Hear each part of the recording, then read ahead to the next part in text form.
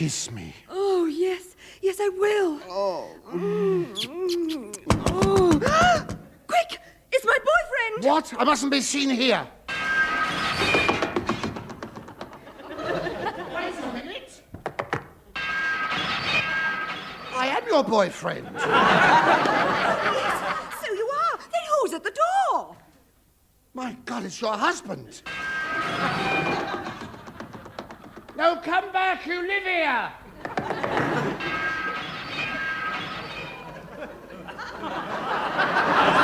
No, otherwise you'll miss the Frankie Howerd show.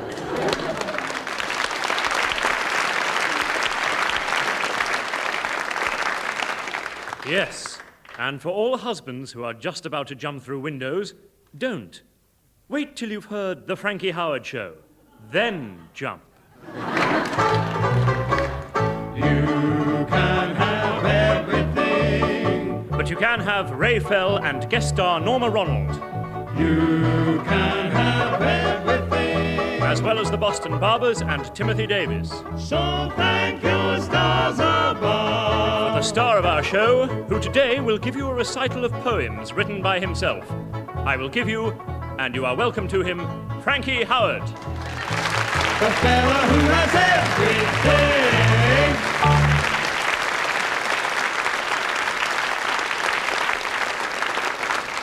Thank you, ladies and gentlemen, and culture lovers. Now, I shall open this Eisteddfod tonight by reading my first ditty. You will not go home dittyless. Dittyless, you shall not go home. Now, this ditty is entitled Foreign Parts. Quiet now, please. I must have shush. Shush for the ditty. There was a young lady from Spain who liked it now and again. Not now and again, but now and again and again. Now, what are you laughing at? Listen, now, shush. How dare you titter at my ditty? What are you laughing at? It's not filth, it's art.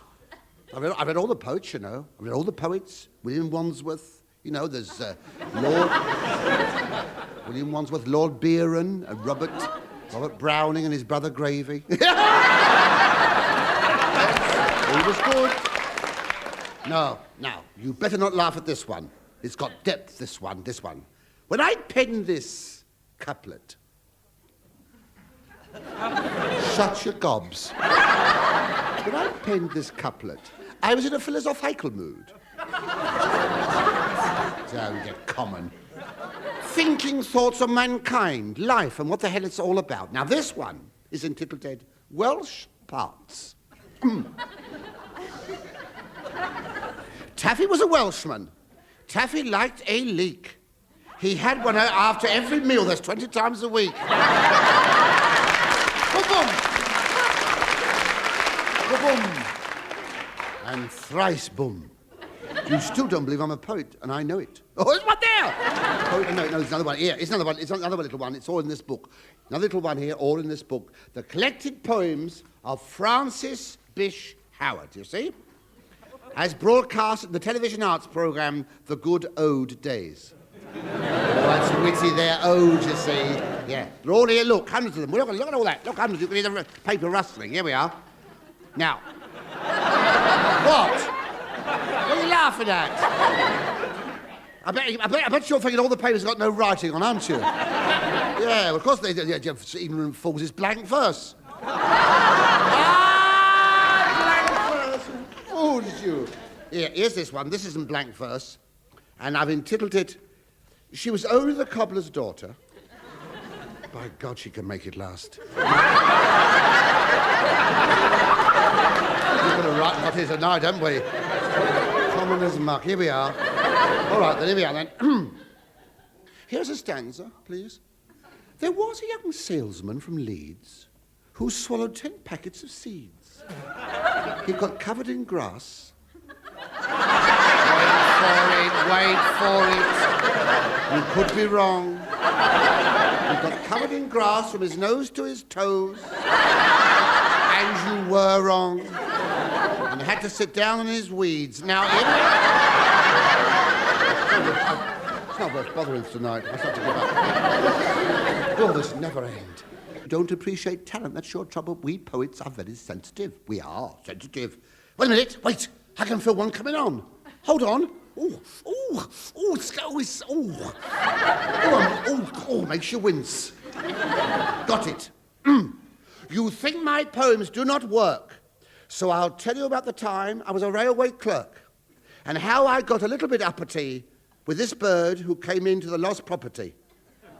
Well, it's not a bad link. It's not bad, you've heard worse. Haven't you? You will for the night, sir, I'll tell you that.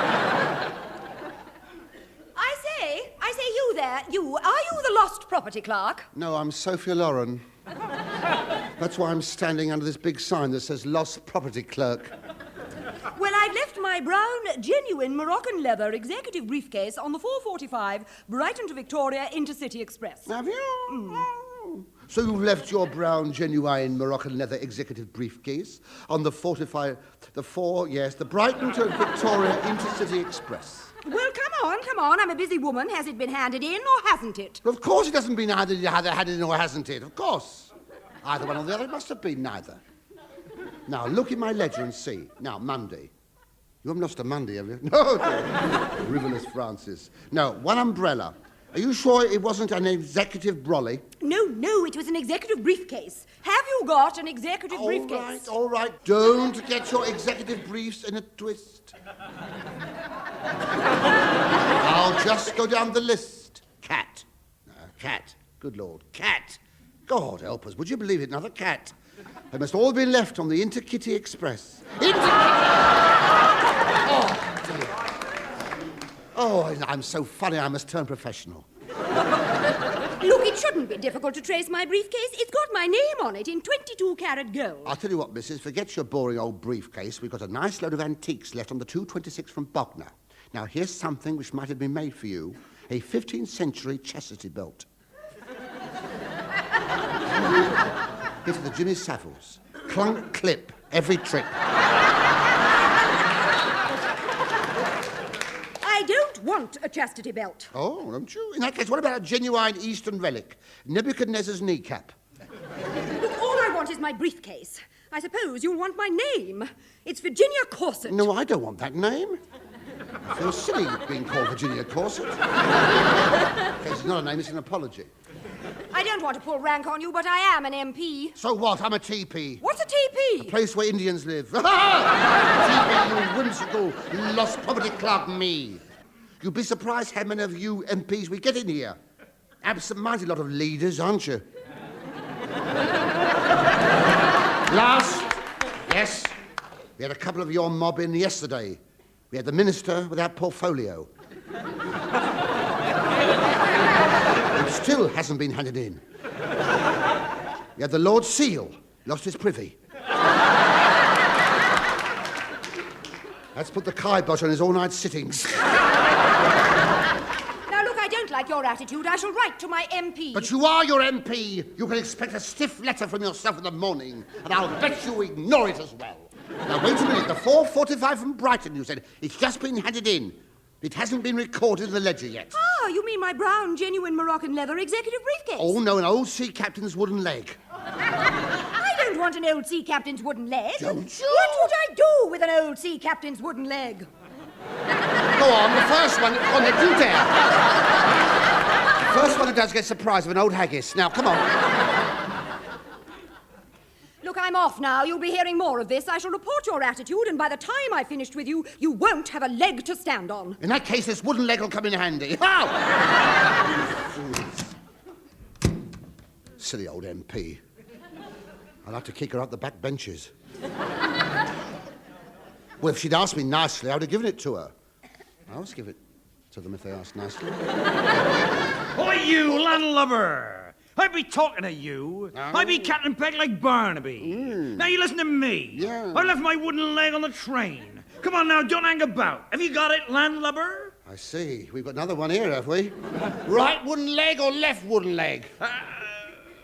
Well, it be the right wooden leg. Is it? Well, sorry, Mush. I've only got a left wooden leg. So, hop it. Hop it. At the end of the step. a silly girl I am. No, you may... I'll loosen my pants. In a minute. Now you may... This better. You may find this hard to believe, but there was a time in my life when I was failing to make an impression on the fair sex. I wasn't having the romantic experiences that my impulsive nature craved. I wasn't getting it. So I rang up. Come along now, don't doze off, it's there. Carefully look for it. So I rang up my old oppo, Omar Sharif. Omar Sharif. I said, Ma. I said, I've got this date with a gorgeous bird. I don't want to fail. So what's the secret of your success? He said, bulbs. I said, same to you, mate. He said, no, light bulbs. That's the secret. He said, I've installed in my boudoir spotlights to show me off in my best light. I said, thank you very much, Ma. Any time you need hints about how to play bridge, give me a ring. He said, bulbs. So I rushed out. I ordered 2,000 quid's worth of lighting from the co-op, you see. So I got, yes.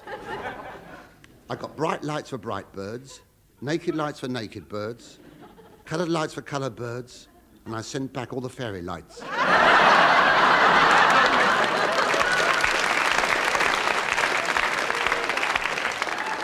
And then I installed them all in my boudoir. Then the phone rang. It was her, the piece of skirt. She said, change of plan. Can you come round to my place? I said, not likely. What? I said, I'm not going to lug 2,000 quid's worth of electrical equipment over to Clapham, I said. I must say this at times, women get me down. They do. Women get me down. And when they get me down, brethren,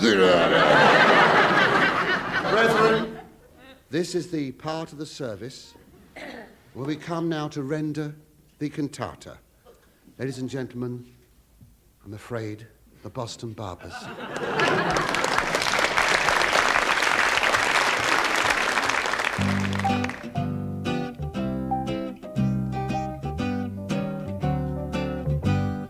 Why do I do just as you say? Why don't I just give you your way? Why do I sigh? Why don't I try to forget? It must have been that something lovers call fate kept on saying I had to wait.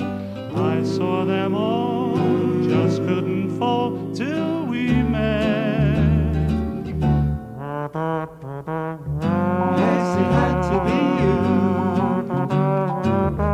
Always had to be you. La, la, la. Then I found somebody who could make me be true, could make me be blue, and even be glad just to be sad, thinking of you. Some others I've seen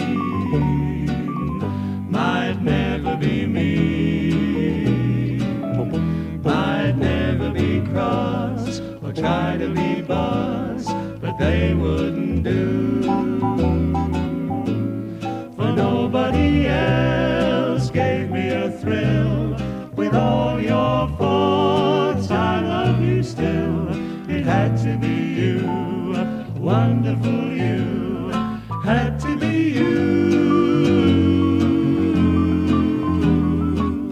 My loving baby, it had to be you, only you.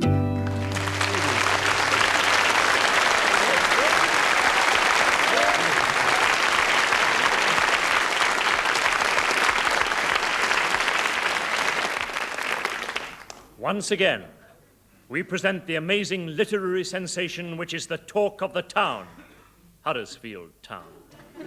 Yes, it's the truly amazing diaries of Francis Ferdinand Howerd. Ferdinand? What's Ferdinand? Steak and kidney pie, that's what's for dinners. Would fool you? For goodness sake. Oh, thanks, no solo laughters, please, dear. No solo laughing. Or not at all, thank you very much. This week's story is of a town in danger, a peaceful market town in deadly peril. August the 23rd, 1962. Dr. Francis Howerd, a government scientist, was in the middle of an important experiment with a Doomwatch organization. That is correct. I was crossing an aspirin with an axe. Trying to find a cure for a splitting headache.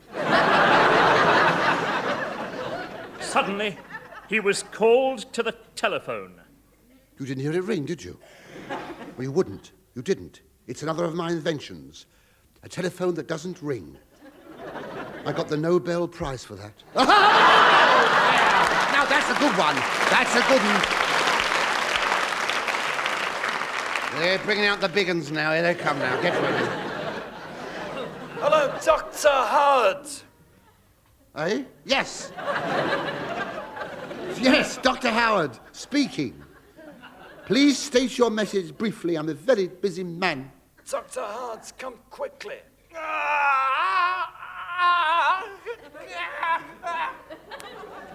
Dr. Francis Howerd traced the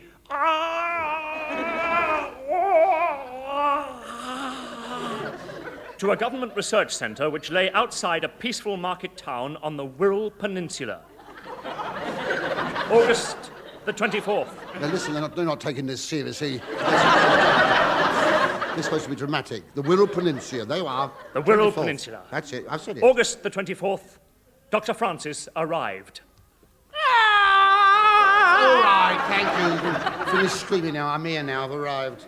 Thank God for that. I'm Dr. Williams. I'd better explain what's been happening. Listen carefully. Yes. We've had an accident with a drug we were using on some animals we were experimenting with. Yes. The drug proved far too powerful. The animals have grown stronger and stronger, bigger and bigger. Yes. They've overpowered the staff and escaped. Yes. The whole town is in terrible danger. There Yes. are great monstrous animals roaming the streets.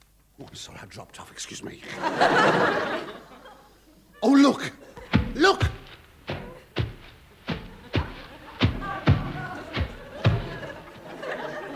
God, a cockroach. Thank God he's wearing slippers. Look again, look!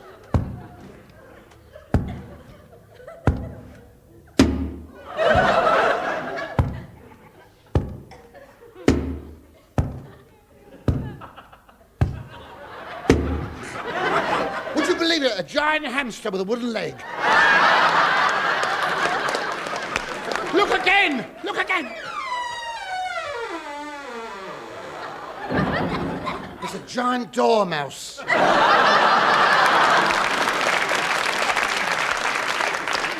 Oh, look at that. A giant fly, 7 feet tall. How on earth are we going to get rid of a 7-foot fly? Very simply, a 7-foot fly paper. Brilliant, I would never have thought of that. Do you think the fly paper will work? Only the flies can read. But what about Cyril? Cyril? You mean Cyril the squirrel? What about Cyril the squirrel? He's escaped. You mean Cyril the squirrel is loose in the Wirral? You didn't think it was written by John Betjeman, would you? We must warn the townspeople a 24-foot squirrel can be very dangerous. Dr. Howerd picked up a megaphone, got into his jeep, and drove around the town warning the citizens. Citizens of the Wirral, do not leave your homes. A guinea pig is on the rampage. There is also a 24-foot squirrel loose near the gasworks. Please hide your nuts.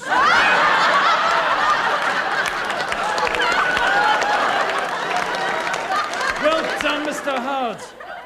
Now, what are you going to do? I'm going into the Rose and Crown. That is one place the animal will never enter. How can you be so sure? Have you seen the prices? Oh.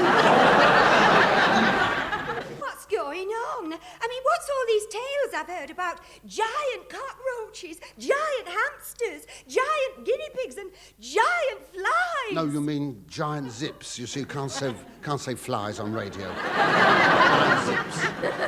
Oh, but I'm so frightened. I'm so scared. Oh. I hate these furry animals. What's going to happen? Oh, I'm so frightened. I'm frightened. Oh, please, please forgive me. What would you like to drink? Oh, nothing, thank you. I'm only here for the fear. Now, look. We must close the bar and get some sleep. We shall need all our energy for the battle in the morning. But what if these animals appear during the night? Someone must stand guard. You're right. You go on guard first, while Ruth and I go upstairs for some beauty sleep. Then after a couple of hours, we'll change round. Of course. You'll go on guard upstairs, and Ruth and I will come downstairs for some beauty sleep. Well, I might as well. There's nothing on down here. With a bit of luck, there'll be nothing on up there either. Oh, I must restrain me lust. Dr. Howard Yeah, and Ruth went up to her room, and as soon as the door closed, Ruth turned round and saw something that was so scaring, so horrible. I haven't taken my clothes off yet.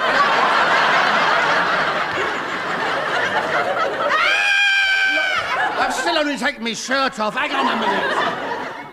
Now you can scream. I'm not that bad, surely. No!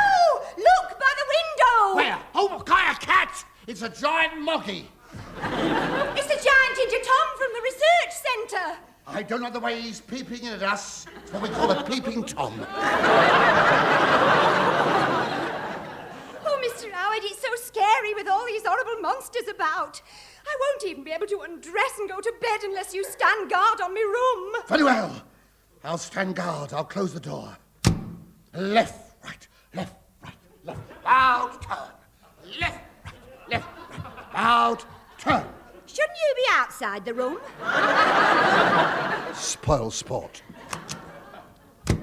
For 2 hours, Dr. Howard kept his lonely vigil in the dark, while the floorboards creaked, things went bump. But Francis never flickered. Well, once or twice, but only tiny flickers. Flickers to you. Suddenly, his blood froze. God, halt! Who goes there, who? Halt! Who there goes? I'm not nervous, don't worry. I'm armed, I tell you. What do you think I've got in my hand? A banana? You're right, it is a banana. I'm warning you, Cat's Eyes Francis, they call me. I've had jiu-jitsu lessons and carrots, so I can hit people in the dark. If you come any closer, I'll run. Halt! If anyone's out there, keep quiet.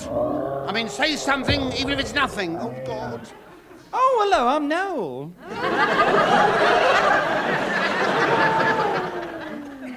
Yeah, I'm the hotel gardener. I bet you do wonders with pansies. Yeah, no one's ever said that to me before. What? But listen, I haven't got time to listen to all your jokes. There's a giant skunk in my greenhouse. What, a giant skunk? It must be King Pong. You'll have to rename your gardens Pew Gardens. Yeah, out of my way. They're still laughing. Give them a chance to laugh. Pew Gardens, you see. Oh, please yourselves. All right, carry on. Out of my way. This is a desperate situation. Oh, I'm looking for a woman. Yeah, it must be desperate. No, I can't get in my greenhouse. You can't? I need the spare key from Ruth. Oh, mine's bent. You don't have to tell me. She's not here. Ruth has vanished. Ruth has disappeared. Oh, God, I'm ruthless. Yes, she had been kidnapped, taken by that giant moggy. Ruth had gone. The giant moggy, holding a terrified Ruth in his giant paws, sat on the roof of the giant town hall. What would happen now? I'll tell them. I've thought of a wonderful plan.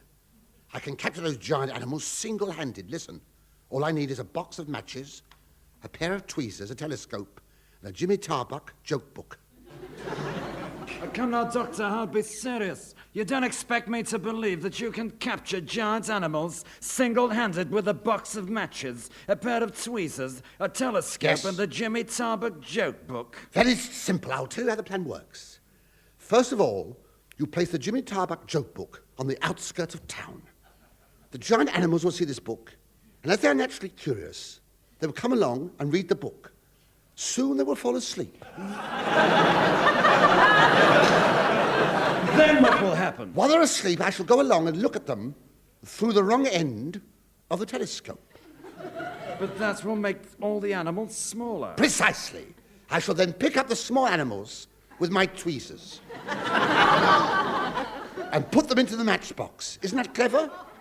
Isn't it? Oh, please yourselves. Jealous because I'm clever. Within the hour, Francis Howerd had rounded up all the giant animals and placed them into matchboxes, all except the giant Moggy. Dr. Howerd climbed up onto the roof, flashing it. His telescope.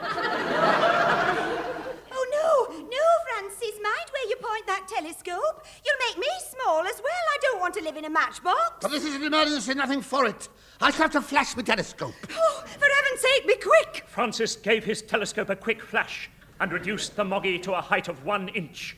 The cat was taken back in a matchbox to the research centre. The Wirral Peninsula was safe. As we say in the Pradesh, nice one, Wirral.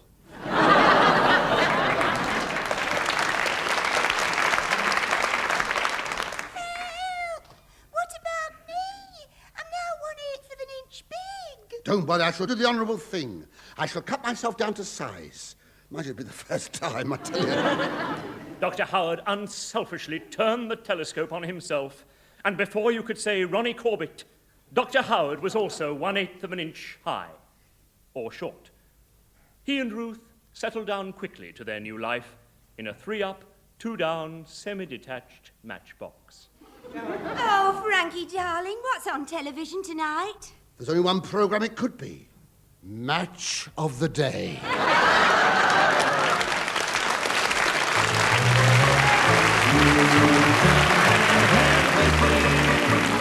satisfied with the little you may get. You can have everything.